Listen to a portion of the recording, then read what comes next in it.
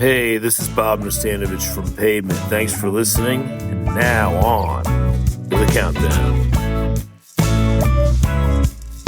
Welcome to the Pavement Top 50 as selected by you. Hey, it's JD here, and welcome to the Meeting Malcomus Top 50 for Seminole Indie Rock Band, Pavement. Week over week, we're going to count down the 50 essential Pavement tracks that you picked. How will your favorite track fare in the ranking? Wait and see. You'll need to tune in, or whatever the podcast equivalent of tuning in is, to get that information. Each week, we'll also invite a guest to not only discuss the track, but also to share their Pavement Origins story. So there's that. This week, we're joined by my friend Chris. Chris, how the fuck are you doing? I'm very well, thank you, JD. It's a big honor to be on your program. You're a Pavement scholar, and I've been listening for a while, so yeah, this is great. It's great. Yeah, we're gonna have some fun. Yeah. Yeah. Yeah, but doing good. You all right? I'm great, man. I'm great. I'm chomping at the bit to get to number 1. And here we are, like way at the beginning with number 50. Oh my gosh. So, let's talk a little bit about you. How long have you been, what's your Pavement Origins story? Right. So, I remember seeing the record cover in a really cool record shop in the town where I used to live, which was Bournemouth. Okay. Back when, and I'm talking about Slanted. I I probably don't pronounce it right because you do. I'm from. Sounds good to me. And I sort of was looking at it. It looked really weird, interesting. My mate Ben, he bought it, and he said, "Right, we were going on a school trip or something," and he had a tape of it, so home taping and all that, and I put it in my cassette player, and by, I don't know, 20 seconds in, that was it. I suppose before that I'd listened to the Stone Roses, and the Happy Mondays were probably like my sort of favorite bands. Manchester. And then and I was pretty young then, and then Nirvana was they were there, but I felt very differently when I heard Pavement to how I heard Nirvana. I don't know. Pavement did something different to my brain. Tell me more about that. Well, it's just it's the lyrics, I suppose, the energy, lyrics, and the drumming. Gary's drumming was just absolutely unbelievable. It's like tribal or something, isn't it?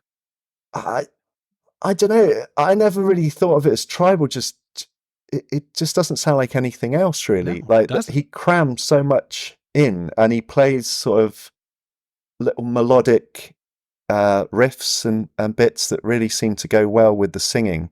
Yeah. Whether that was just pure fluke or what, I don't know. But I read somewhere that Steve would sort of say, he'd be talking to Gary during the process of recording and basically be saying rock out now and all that kind of stuff.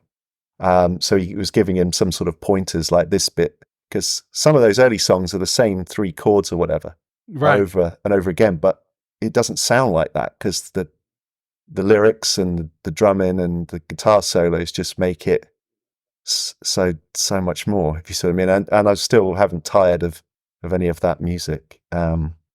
So yeah, they were kind of like a band that I latched onto and thought, yeah, this is my band, if you see what I mean.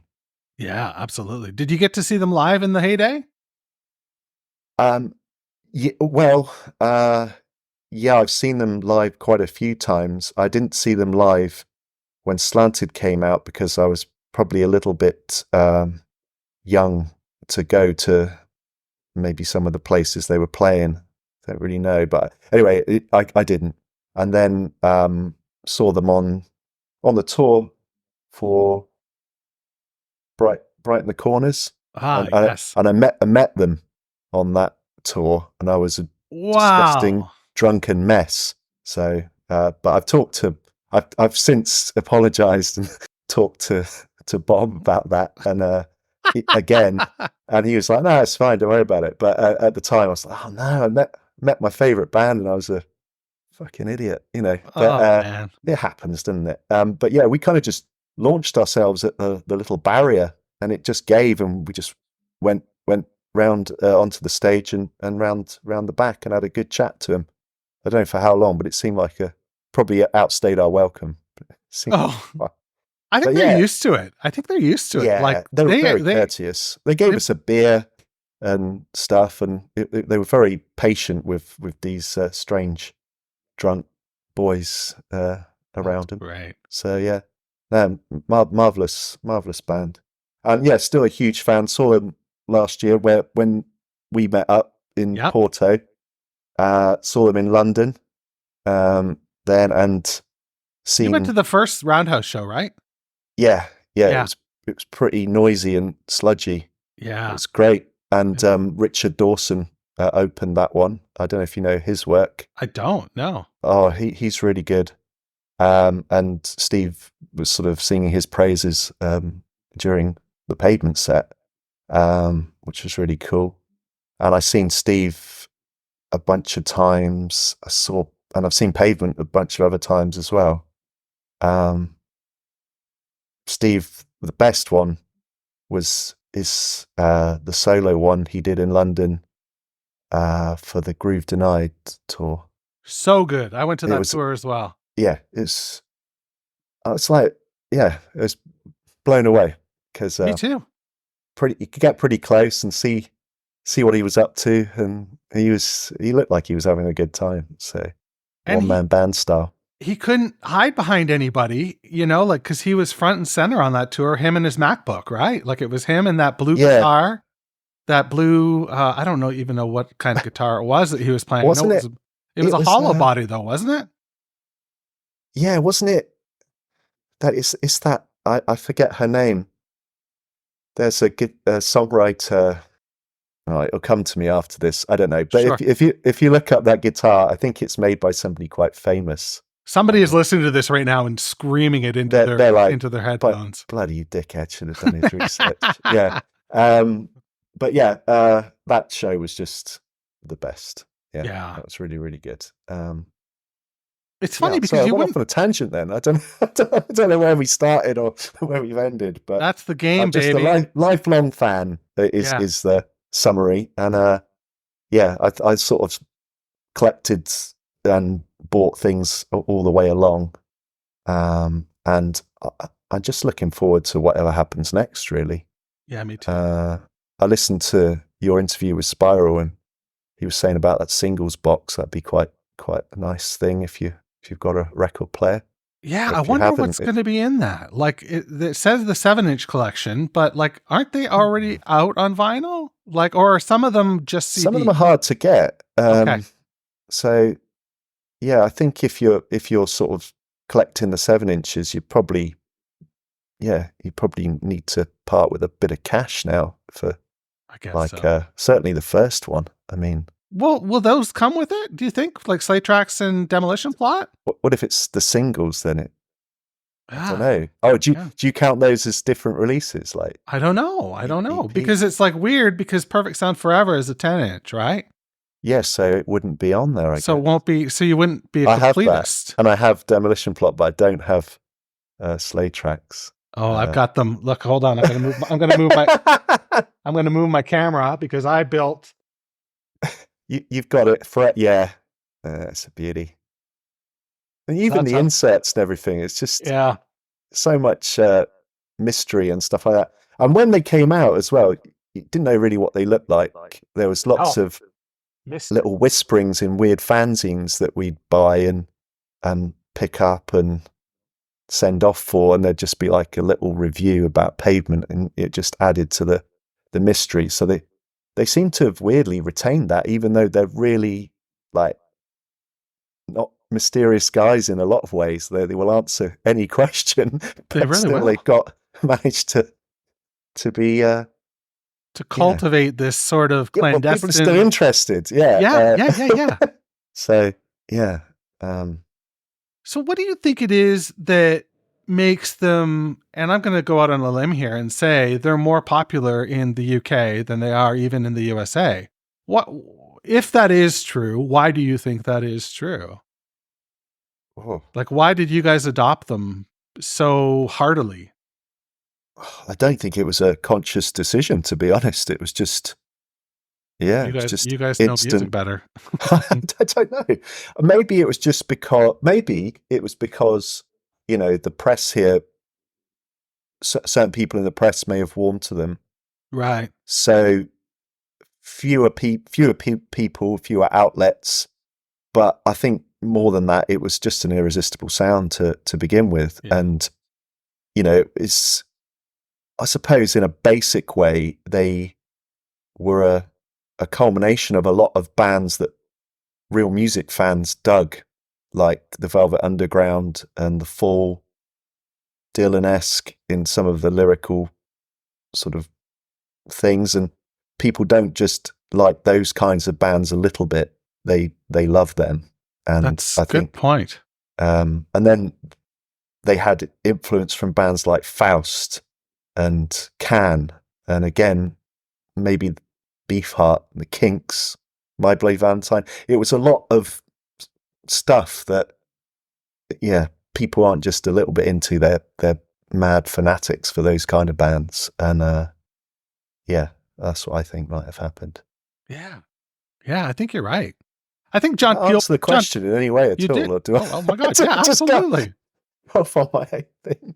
Hey, man. Yeah, John Peel as well, and John Peel was huge, and a lot of people I knew would tune in to his shows, and you know, if there was a Pavement session on, it would be on the Saturday night, and you go in and to school, and people would be talking about it on the Monday, and you know, did you tape it? No, I fell asleep before the last song, because he'd play a song throughout a 2 or 3 hour program every once in a while with no indication of when that was going to be on. So you had to be there with your pause button and the record pressed, ready to rock and roll. And I've got like bootleg recordings of these shows where people have left Peel on a little bit, and also you can hear the kind of pause button go and all that. So that's so cool.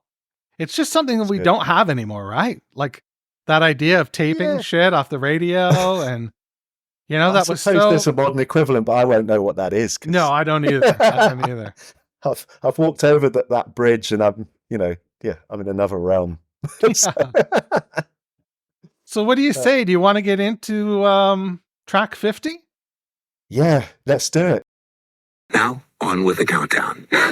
50.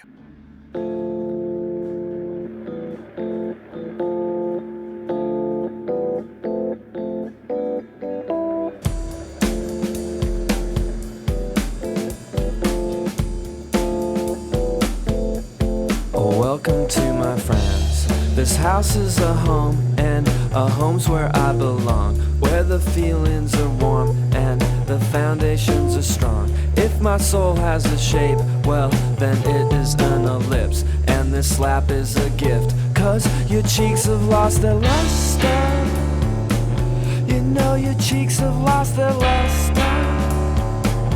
You know your cheeks have lost their luster. You know your cheeks have lost their luster, luster, take it back. Send return out of time. Tape machine needs to be aligned.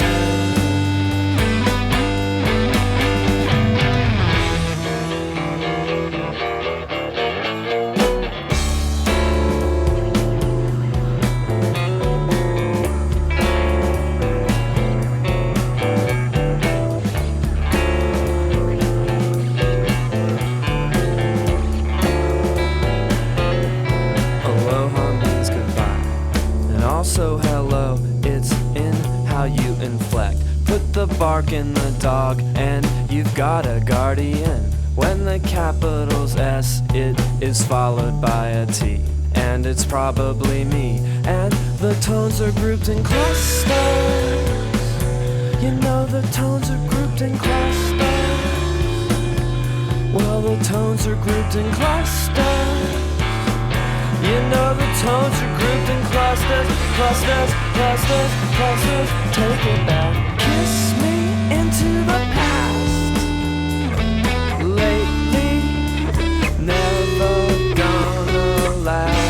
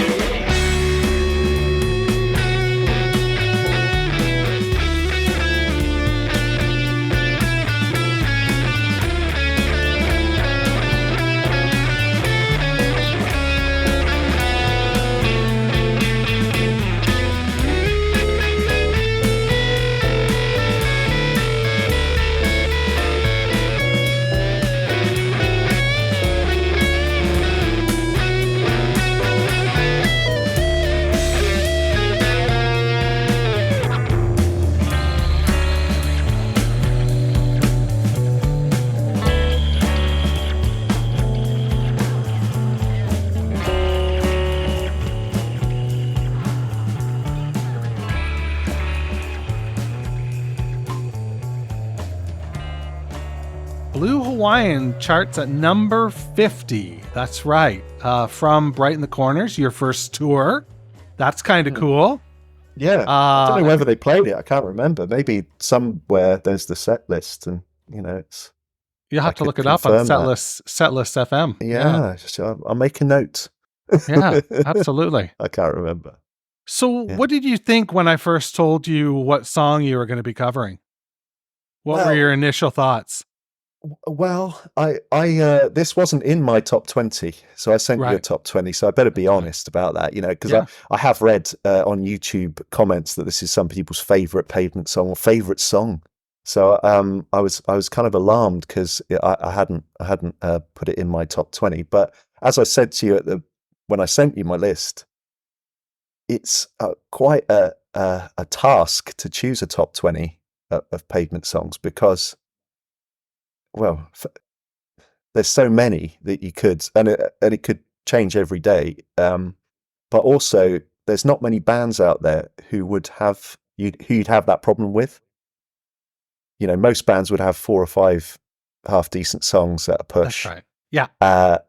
Pavement have they've exceeded that by they really have quite much. Yeah. So they're an interesting band in that regard, in that everyone's going to have I've got some very obscure favorites and soft spots for some bits that maybe other people wouldn't dig so much. So, yeah. Well, I can tell you, this is how varied the lists were. I asked for top 20, and when I compiled everything together, I ended up with 121 songs. So there were 121 different Pavement songs. That's huge, isn't it? that got votes. Mm. That to me is crazy because their catalog is probably only 175 songs, So that means there was only like 50 songs that weren't included for that day. That's right. That day. Yeah, that exactly. Day. Yeah. Because I've just brought up my list. I've got circa 1762. That's one of my absolute favorites. And great song. Yeah, just the chorus is just absolute killer. Spiral and Steve kind of trading the lines. Yeah, absolutely amazing. But in terms of Blue Hawaiian, I was pleased to be given that in a way because I went back and I listened to it a bunch of times with slightly different ears, slightly more analytical, and it's great. It's a really good song. So. Yeah, I love that it starts with that sort of whoosh. There's like a whooshing sound, like right before the bass drums kick in. Yeah, and then you've got that Beck, I say Beck style. It's like you think it could be a hip hop song. Yeah. And real good groove. Yeah, and I think Steve was dabbling with like a hip hop in his lyric writing. There's a couple of other songs that I sort of made a note of. One called Easily Fooled. Yeah. Give It a Day. It's got a hip hop flow in a way. It's a long stream of lyrics.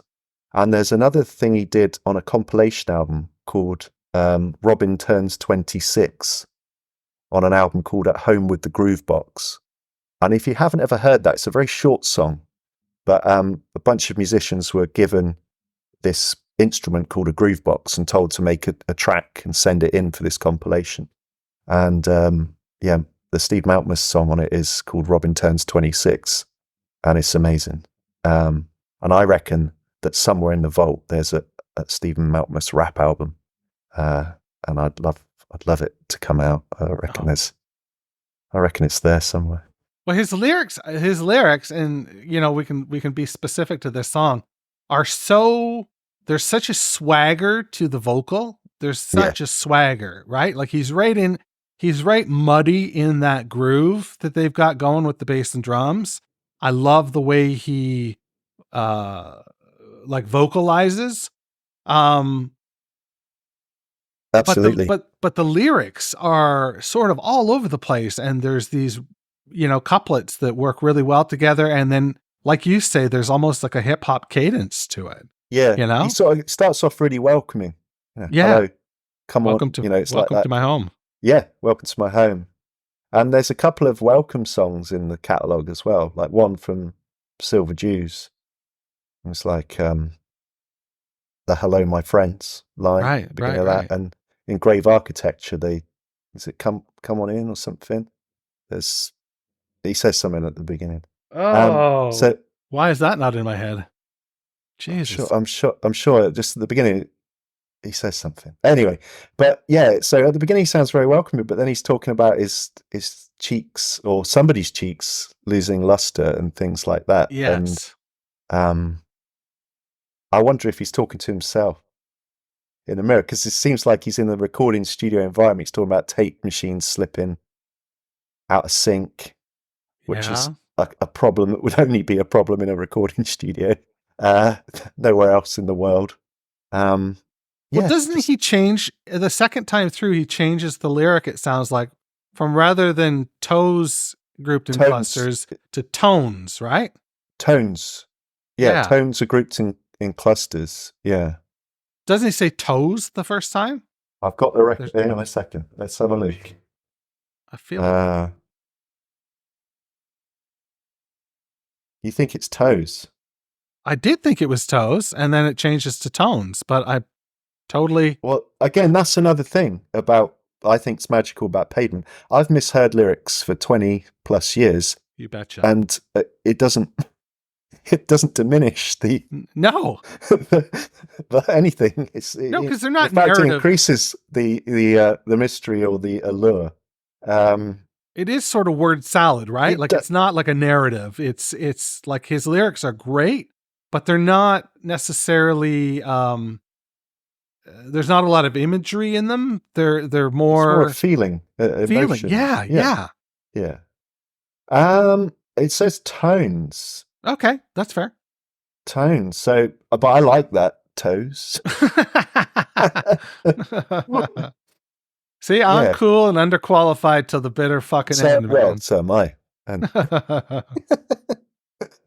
what else? Have you got any other bits about the lyrics that you're sort of thinking about, or? If it starts with an S, what is that lyric? If it starts with an S, it's followed with a T, and that's probably Yeah, me. so you're referring to him. That's why I think he's addressing himself. That to me, as soon as you said he's addressing himself, that lyric came to my mind. I think you're onto something. Yeah. And there's I know they would have been touring a lot back then, and he's talking about like the notion or the idea of home, and he's also talking about his soul. I don't think Pavement don't often talk get about metaphysical. things like the soul, but that's right. I think it's mentioned by Spiral in another in his track.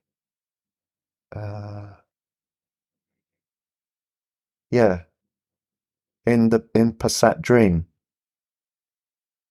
it mentions soul as well, but his soul is the shape of a ellipse. That's very cool. Like I love that. A squashed oval or squashed circle. Yeah. Yeah. I don't know.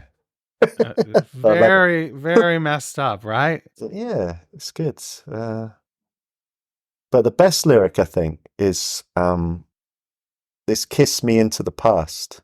Yes. It's because you can imagine somebody thinking about a kiss. I imagine somebody thinking about a kiss from the past that for whatever reason, has stuck with them. And I think it's kind of a relatable thing. And the other part to that is the lately is never going to last. Because I guess time is in constant motion. So what's lately now will not be very soon. It's kind of the constant march. Yeah. But the guitar solo, man. Talk to me about that. Well, it just sounds like he's sort of plugged in completely in the zone and just pulled out this first take kind of brain melter. There's like these weird chords going on the keyboard. I think he's on keyboard as well for this, so I think he's gone on and overdubbed himself, but I might be wrong because this and Wowie Zowie, it was the whole band, right? Yeah. They recorded as a band rather than in bits and pieces or smaller kind of groups. Yeah. And I imagine they would have been pretty buzzed because it was done at the was it Mitch Easter? That's right. So, some records that they would have been really into, like early REM stuff. That's right. Would have been done there or thereabouts, and that must have been I imagine quite a buzz. I think so. To go I think they were pretty big REM fans. Yeah. Yeah. And just a weird bit of trivia. It said I was I was on the Wikipedia for the studio, and it said that an early ad for the studio listed the address as 124 Shady Boulevard. Oh, so get out! Not quite a shady lane, but close, eh? I wonder if that's where he got the lyric from for Shady Lane. Don't know. Because I think cool. they did it all like there. I don't know if there was a lot of prep beforehand. I think it's all done. Where does Brighten the Corners fit in your personal top 5 Pavement records? Oh man. It can be for today. Like, it's not. yeah, that's it. And it changes. Wowie Zowie used to be one. I really liked some of the songs, but I didn't like some of the others so much. And then that one became my favorite. Really? Yeah. That's cool. Slanted because it was my gateway. Yeah. And I love all the stuff pre-slanted as well. Yeah. So all the scratchy kind of. I'm not as big on that. I like the more melodic stuff, but. I like that, and I like the early Silver Jews stuff as well. That sounds like it's just recorded on a cassette. Yeah, that's got. You just don't hear stuff like that very often. No. And it's nice to hear different fidelities.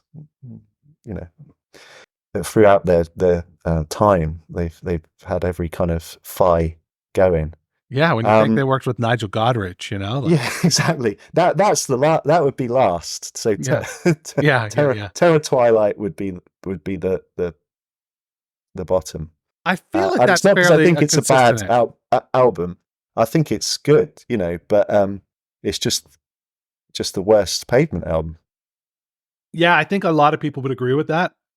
But it'll be interesting as I go through this process. I'm going to be interested to hear what people think. Yeah, because people might have a certain track on that that's really, really special to them, and I can imagine the Hex will. The Hex is great.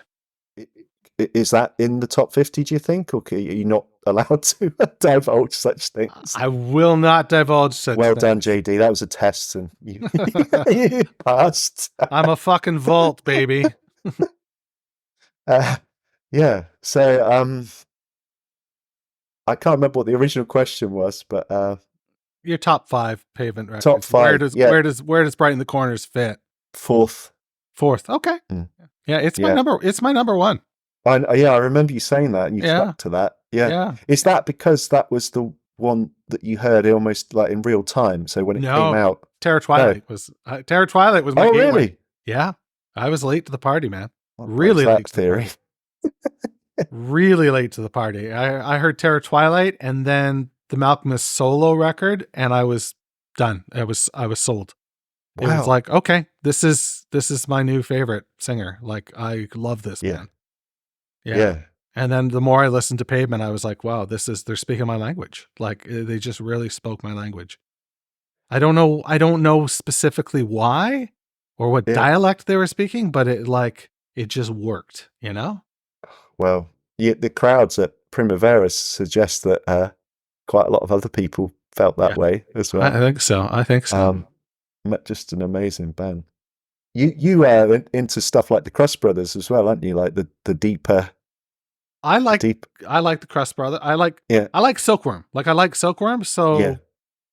So I experimented with Crust Brothers because I was like, well, it's Silkworm and Malcolmus. Like, how can that be bad? And then, Because I think I said to you, I wanted to put that out. right?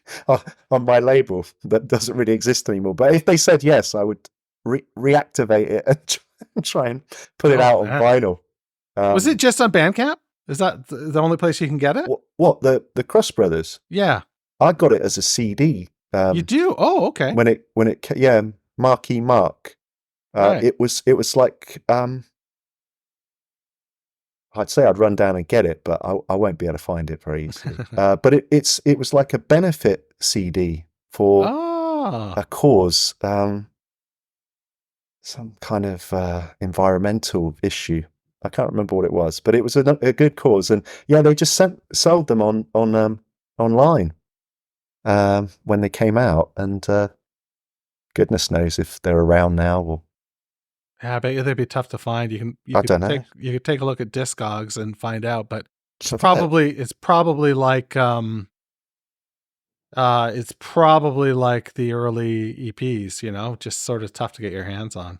Yeah, not many made, so it gets harder as time moves on. Yeah. Crust Brothers released 1998. Sometimes it has in the notes. Recorded December the 5th, 1997. And they recorded it live, I think, right? At the Crocodile Cafe in Seattle. Yeah. It was performed as a benefit for the Washington Wilderness Coalition. Oh, cool. Coalition. Sorry. Wow. Yeah. It's always good when our favorites do good work. Definitely. Yeah. Well, Chris, that just about wraps things up. I guess I just have a couple more questions. Go for it, JD. And it's the big question is, are you happy with where Blue Hawaiian ended up on the top 50, or do you think it's properly rated, it's overrated, or it's underrated on this particular list? I think it's about right, don't you? Yeah, I do. Yeah. Yeah. It's a great track. I mean, as I say, find another band with 49 better songs than this, and you're doing well. I think you're doing really well. You're doing really well. So I think it's about right. You know, I wouldn't want it to be in the top 10, but no. There we go. It would stand out like a sore thumb. Trust me. Yeah, and that's the other thing. It sounds very different to nearly all the other songs in the whole catalogue, really. It does. I know we talked about the lyrical flow is similar to some other things, but sonically with the bass, it's got very, I don't know, there was something in the air at that time with the Beastie Boys and Beck and stuff, and Pavement seemed to tap into it just for that one track. One track, yeah, because it sounds very different than everything else on Brighton as well. Yeah. You know, when you think that's a collection of songs they were writing at the time, and it sounds really different. Very eclectic. Yeah. Well, dude, it's been great talking to you. Is there anything you want to plug or anything that you want people to find? And if so, where do they find you? Well, I think, as I mentioned, I had a label. I should probably say the name of it, and it was called Recno. I don't really do it much anymore, but when I send people emails, it comes usually from the Recno email, because that's my email, and that's when I used to send you little bits and pieces. So that's what you know me as well. But I've got nothing to plug. I'm I'm just going to enjoy the rest of the countdown and Cool. see how it progresses. All right. Well, I want to really thank you, Chris, for joining me this week on the pod. But that's all I've got for you this week. Wash your goddamn hands. Thanks for listening to Meeting Malcomus, a Pavement podcast, the top 50. If you're interested in being a guest on the show or have any questions or concerns, send me an email, jd@meetingmalcomus.com.